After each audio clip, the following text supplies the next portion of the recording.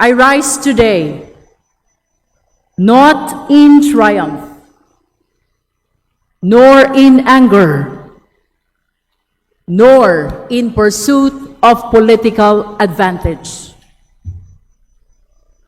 I rise because the Constitution commands us to rise. I stand before this chamber carrying not privilege, but duty. Isang mabigat na tungkulin na ipinagkatiwala sa atin ng saligang batas at ng sambayanang Pilipino. Sa mga pagkakataong gaya nito, sinusubok hindi lamang ang isang opisyal, kundi ang tibay ng ating mga institusyon, ang katapatan natin sa batas, at ang ating kakayanan na unahin ang bayan kaysa sa politika.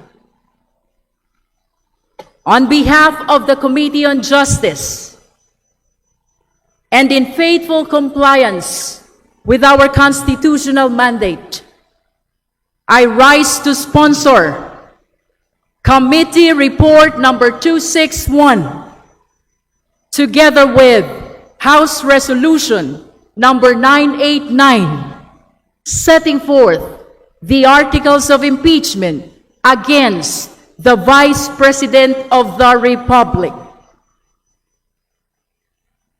Mr. Speaker, simple lamang ang hinihingi ng pagkakataong ito sa atin. Sundin natin ang konstitusyon. Nothing more, nothing less. Hindi po kami narito upang humatol ng pagkakasala. Hindi rin kami narito upang magparusa.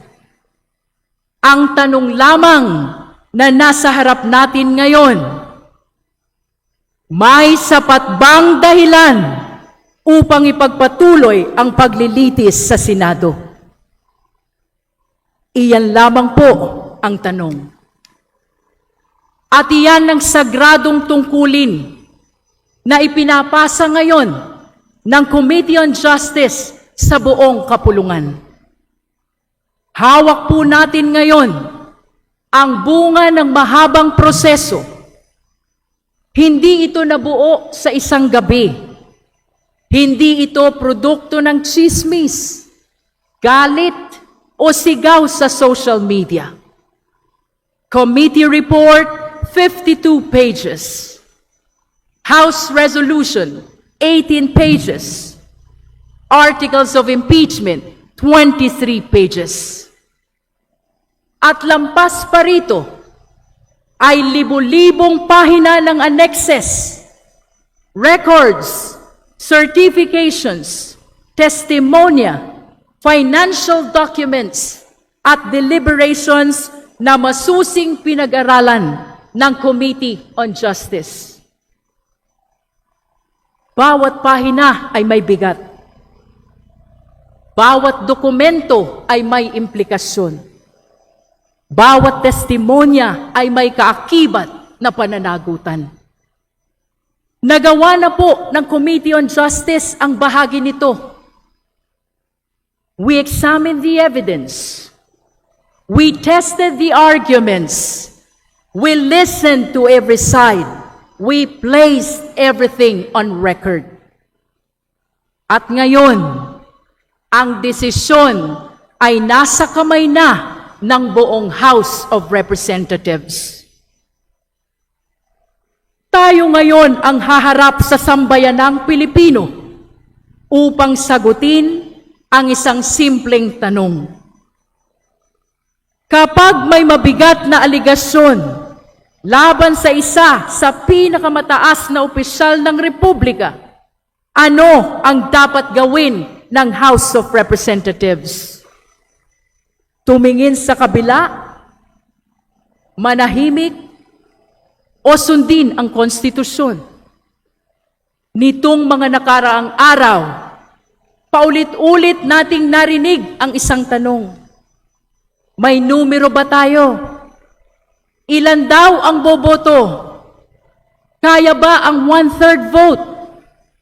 May umatras na raw. May nag-withdraw na raw. Wala pang ang botohan. May bilang na agad ng mga sumusuko. Pero, Mr. Speaker, distinguished colleagues, iyan ba talaga ang pinakamahalagang tanong ngayon? Because if we remember, we already went through this process before. Noong nakaraang impeachment proceedings, mayroon ng sapat na numero. 215 kasapi ng kapulungang ito ang bumoto upang isulong ang impeachment. Isa iyon sa pinakamalaking bilang sa kasaysayan ng ating Kongreso. Pero ano ang nangyari? Tinigil ng Korte Suprema. At mahalagang linawin kung ano ang tunay na sinabi ng Korte Suprema. Hindi nila sinabi na wala nang dapat sagutin. Hindi nila sinabi na walang kailangang ipaliwanag. Hindi nila sinabi na bawal nang magkaroon muli ng impeachment proceedings. Ang sinabi ng Korte Suprema ay ito: kung gagawin natin ito, gawin natin ang tama. Sundin natin ang proseso. Sundin natin ang konstitusyon. At iyan po ang ginawa ng Committee on Justice. Kaya ang tunay na tanong ngayon ay hindi lamang kung may numero tayo. Ang mas mahalagang tanong, sinunod ba natin ang proseso? At higit sa lahat, mayroon ba tayong ebidensya? Mr. Speaker, distinguished colleagues, proseso at ebidensya. Iyan ang pundasyon ng bawat makatarungang lipunan. At ang sagot po natin ay isang malinaw at matatag na opo. Sa proseso, naging maingat tayo. Hindi tayo nagmadali. Sinunod natin ang 1-year bar rule. Pinigyan natin ng pagkakataon ng bawat panig. Ang mga pagdinig ay isinagawa ng hayagan, naka-livestream at bukas sa taong bayan. At higit sa lahat, pinakinggan natin maging ang mga tumututol sa impeachment. Pinakinggan natin ang bawat manifestation, bawat argumento, bawat legal na punto.